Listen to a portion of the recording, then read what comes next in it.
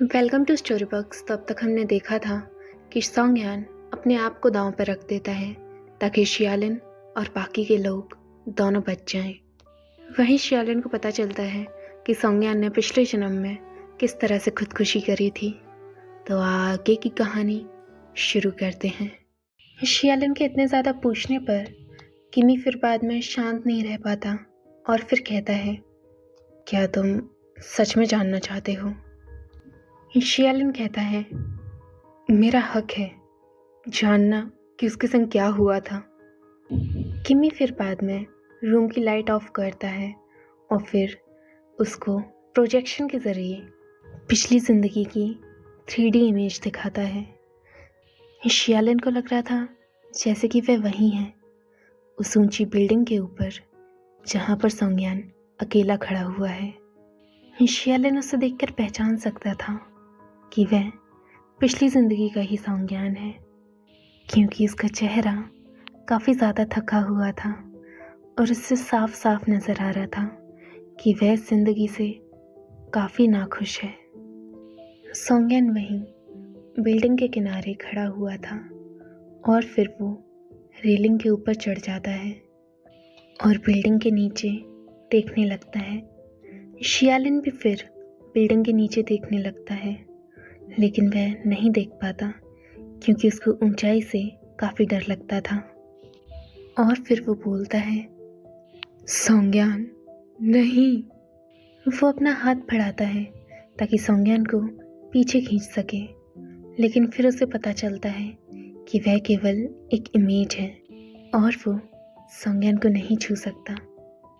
सोंगयान फिर एक बार अपनी घड़ी की ओर देखता है और फिर खुद से कहने लगता है, शियालिन, क्या तुम आओगे? आज तुम्हारा 7वां दिन है, तुम आओगे ना?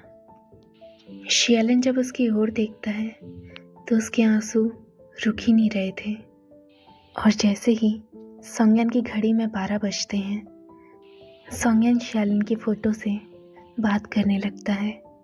शियालिन, क्या तुम मुझे लेने आए हो?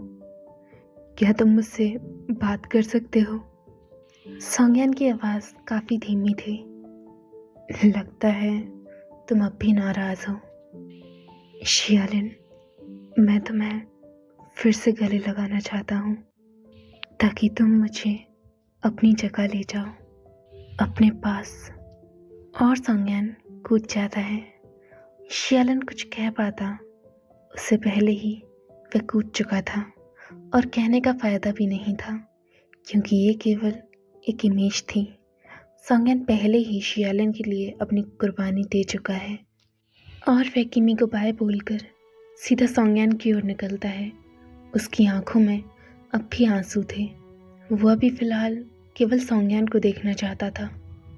वहीं सोंगयान बाहर किमी से डील करने के बाद आ रहा था। वह अपने ही सोच में था। दोनों जैसे ही एक दूसरे को देखते हैं तो सोंगयान काफ़ी ज़्यादा चौंक गया था कि शियालिन इतना परेशान क्यों है और उसकी आंखों में ये आंसू क्यों। शियालिन, ये क्या हुआ तुम्हें? शियालिन तभी सोंगयान के व्हील चेयर के आगे घुटनों पर बैठ जाता है और रोने लगता है। सोंगयान, किमी ने मुझे बताया कि मेरे मरने के बाद तुमने भी खुदकुशी कर ली थी। ये सुनकर सोंगयान को किमी पर थोड़ा गुस्सा आता है और मन में सोचता है, किमी को ये बात बताने की क्या ज़रूरत थी? मैं ये बात शियालिन से छुपाना चाहता था, इसीलिए मैंने उसे नहीं बताया। शियालिन फिर रोते हुए कहता है, सोंगयान, क्या तुम्हें दर्द हुआ था इतनी ऊंचाई से गिरना? बताओ तुम। शियालिन की ये हालत देखकर सोंगयान को याद आता है कि पिछले जन्म में भी ऐसी कई दफ़ाएं थी जब सोंगयान खुदकुशी करना चाहता था, लेकिन हमेशा शियालिन उसके आगे ऐसे ही रोता और सोंगयान का दिल पसीज जाता और वह अपने मन से मरने का ख्याल निकाल देता। लेकिन जब शियालिन की मौत हुई तो सोंगयान के पास कोई नहीं था, जिसे वह अपना कह सके। और वह शियालिन के पास जाना चाहता था। पिछले जन्म के बाद उसने कभी नहीं सोचा था कि इस जिंदगी में कोई उसके लिए इस हद तक रोएगा। लेकिन देखो, वह इंसान अब भी शियालिन था, जो कि दूसरे जन्म में भी उसकी इतनी परवाह करता था, और वही था जो उसके लिए रो सकता था। इस वक्त शियालिन को ऐसे रोता हुआ देखकर सोंगयन उसके पास जाना चाहता था, उसे गले लगाना चाहता था और उसको किस कर कर चुप कराना चाहता था। लेकिन देखो, वह भी व्हील चेयर पर ही था और कुछ नहीं कर सकता था। फिर वह शियालिन से कहता है, नहीं, मुझे कोई दर्द नहीं हुआ था। और शियालिन सोंगयन की गोद में अपना सर रख लेता है। अब सोंगयन के आगे वह शियालिन नहीं था जो कि अगले जन्म में सोंगयन के सामने कठोर बर्ताव करता था, बल्कि वो शियालिन था जो कि सोंगयन से पिछले जन्म में बेहद प्यार करता था। और वो कहता है, तुम इतने बेवकूफ़ क्यों हो? सोंगयन शियालिन का सर सहलाने लगता है और कहता है, क्या तुमने सुना नहीं है, जो लोग जितने बेवकूफ़ होते हैं, भगवान उनके लिए उतनी ही इच्छाएं आगे खड़ी कर देते हैं। देखो, हमें अगला जन्म मिला जहाँ पे मैं तुम्हारे साथ ऐसे बात कर सकता हूँ। शियालिन को तभी कुछ याद आता है और वो सोंगयन का हाथ पकड़ लेता है और बोलता है, सोंगयन, मुझसे वादा करो, भले ही मैं मर जाऊँ, अपनी बीमारी की वजह से मैं ठीक ना हो पाऊँ, लेकिन तुम अपने साथ ऐसा कुछ गलत नहीं करोगे। सोंगयन कहता है, पागलों जैसी बात मत करो, तुम ठीक हो जाओगे, चिंता मत करो। और फिर सीन चेंज होता है। शियालिन सो रहा होता है और वह अपनी नींद में सोंगयन को ही पुकार रहा था, और वो एकदम से झटके से उठता है। उसे सोंगयन के लिए काफ़ी बुरा सपना आया था और वो मन में सोचता है, सोंगयन, मुझे ऐसा क्यों लग रहा है कि तुम मुझसे कुछ छुपा रहे हो।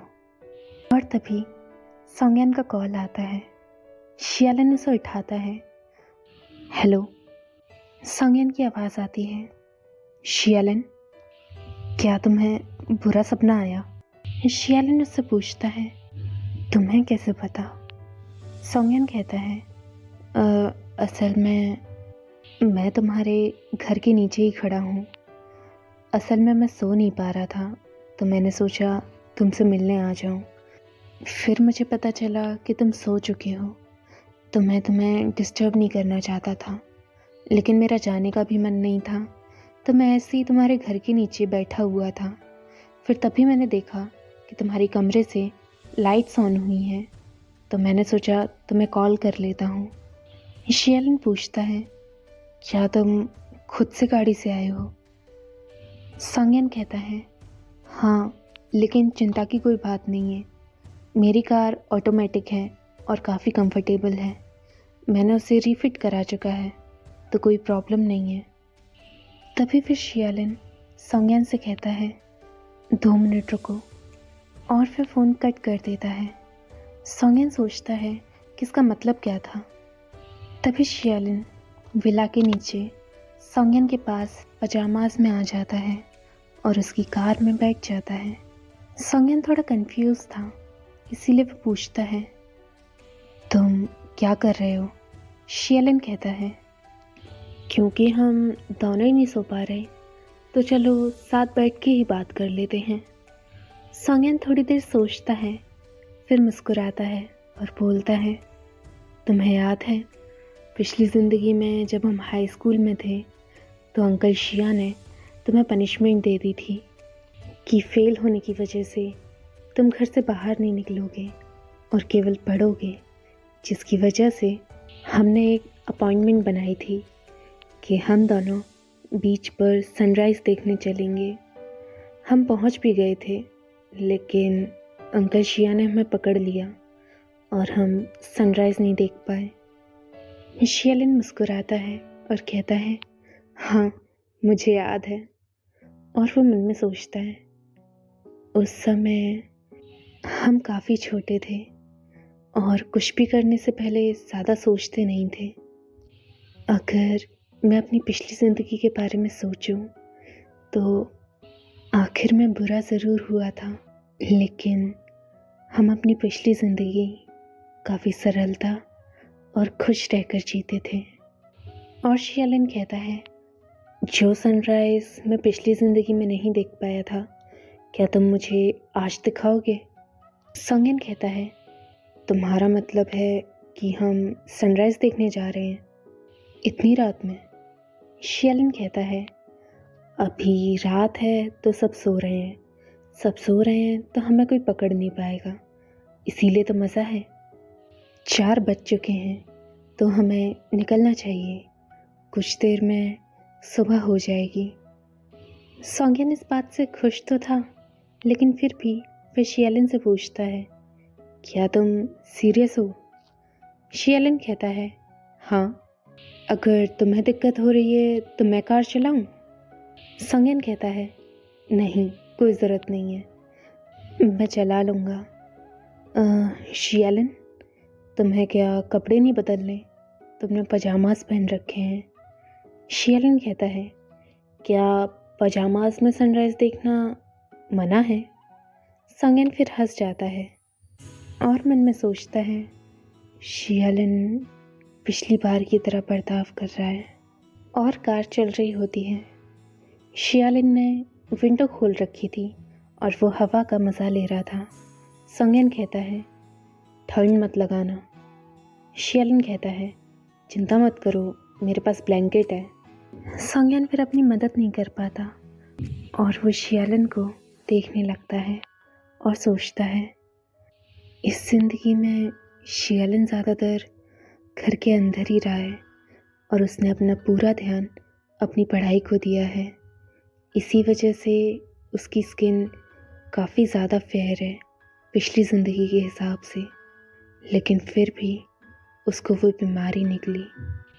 जब शियालिन का दूसरा जन्म हुआ तो उसने ठान लिया था कि वह अब अपनी ज़िंदगी चेंज कर देगा, लेकिन फिर भी उसकी डेस्टिनी में ये बीमारी फिर आ गई। और फिर वो शियालिन से पूछता है, शियालिन, क्या तुम्हें पछतावा है? शियालिन उसे देखकर सोचने लगता है और पूछता है, कैसा पछतावा? संगयन कहता है, दोबारा जन्म लेकर दोबारा इस ज़िंदगी को जीना, क्या तुम्हें पछतावा है इससे? और इसी के साथ हमारा चैप्टर एंड होता है। अगला चैप्टर काफ़ी ज़्यादा इंटरेस्टिंग होगा, जैसे कि आप स्क्रीन पर देख सकते हैं, तो उसका इंतज़ार कीजिएगा क्योंकि आपको मज़ा आएगा। तो फिर आगे जानने के लिए देखते रहिए स्टोरी बग्स।